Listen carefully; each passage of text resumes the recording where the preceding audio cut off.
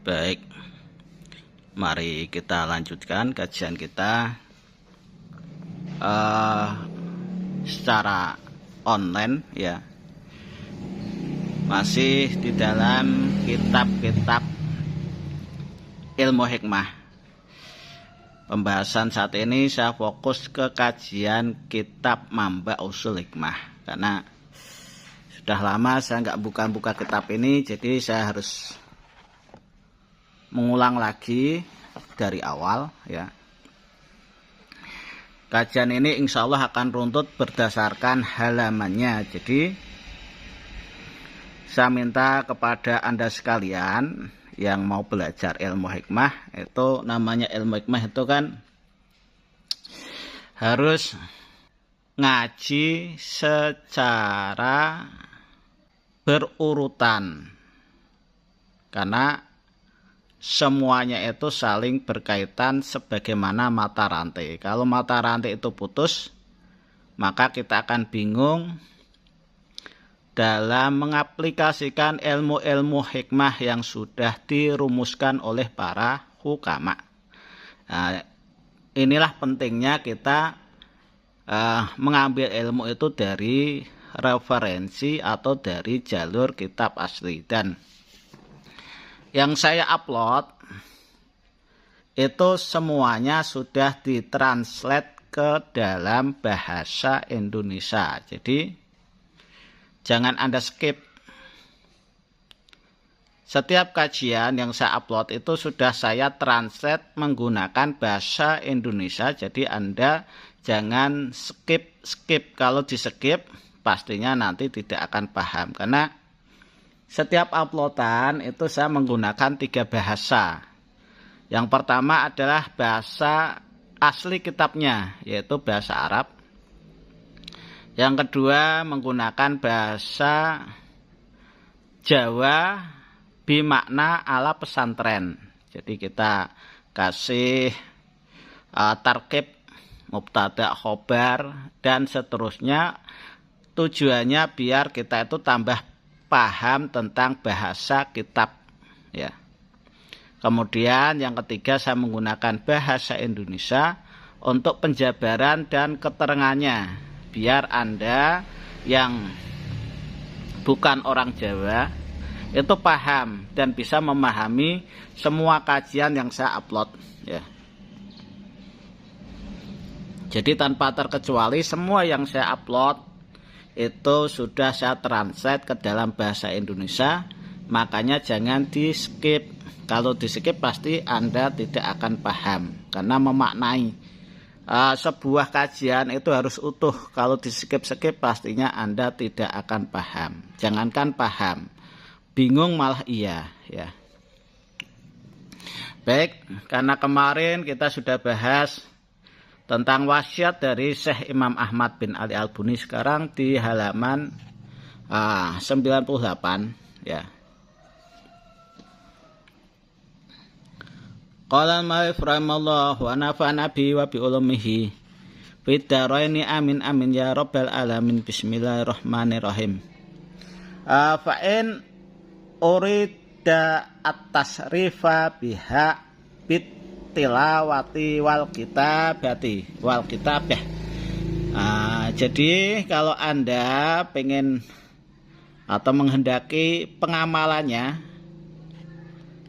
dengan bait syair yang ada di dalam Thariqah Sugro, baik itu secara membaca dan secara menulis ya, ditulis semua bait syairnya, bahwa at-thariqul akmal, maka itu adalah jalan yang sempurna.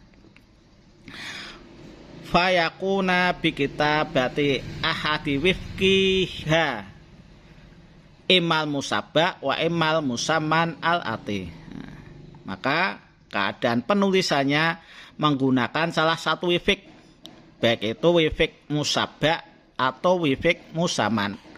Yang namanya wifik musabba itu adalah wifik yang 7 kotak. Adapun wifik musaman ini adalah wifik yang 8 kotak.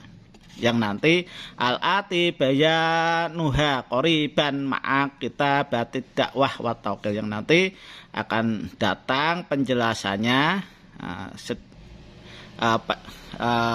besertaan dengan penulisan doa dan taukilnya, ya. Ma'a kitabati dakwah wa taukil haulahu, di antara lingkaran wifik tersebut. Jadi Anda tuliskan taukil dan doanya di situ. Wala waqta lil kitabati yahsuru kama la yahsuru at-taukil, dan tidak ada waktu penulisannya itu Anda batasi sebagaimana tidak bisa dibatasi tentang taukil. Tawakkalu ya khuddama hadil asma atau hadil wafak fi no'in mahsusin, di dalam satu macam yang khusus, au gordin bi ainihi, atau sengaja dengan keadaan dari wafak tersebut.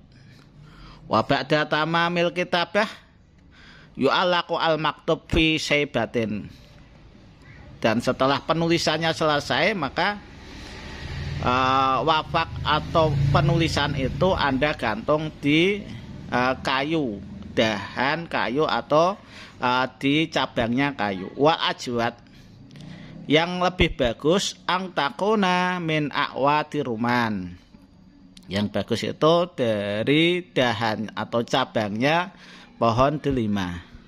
Karena di Arab itu adanya pohon delima. Kalau di kita itu pohonnya itu semua pohon bisa, ya, bukan hanya pohon delima, ada belimbing, ada pohon duren, ada pohon apa saja, ya, mangga dan seterusnya.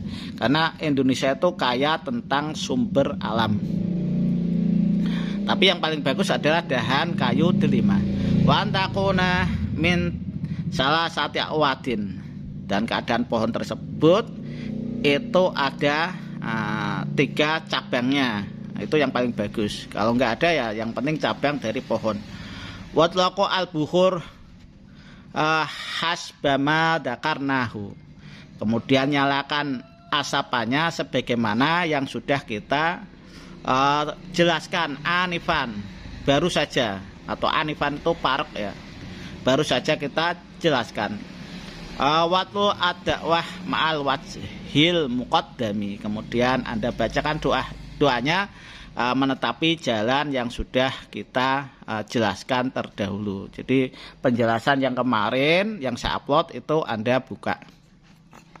Sumayah mal al-maktuba inkan al-ghurdu khairon, kemudian Anda bawa tulisan tersebut kalau memang tujuan Anda itu buat kebaikan, sebagaimana seperti buat pengasihan dan seterusnya. Au yaj'alahu fil makanil munasib, au yaj'alahu fil makanil munasab ingkana saron, atau Anda letakkan di tempat yang sebangsa kalau pengerjaan itu jelek. Nah, pengerjaan jelek berarti kalau munasab itu ya mungkin bisa dipendam di kuburan, ya. Kalau itu pengerjaannya itu buat hal-hal yang berbau kejelekan atau kejahatan, ya. Wa di sifatu khotamiha al-musabba kama taro, dan ini adalah gambaran khotamnya musabba sebagaimana yang Anda lihat. Nah, ini adalah gambar daripada khotamnya, ya. Khotamnya seperti ini, bintang, terus ada alif 3, ada tombak, ada mem, ada tangga, ada alifnya atau garis lurus 4, kemudian ada hak bengkong, kemudian ada wawu yang ditarik ke atas. Nah, ini gambarnya seperti ini. Ini adalah musabak. Wifiknya ada 7 kotak, 1, 2, 3, 4, 5, 6, 7.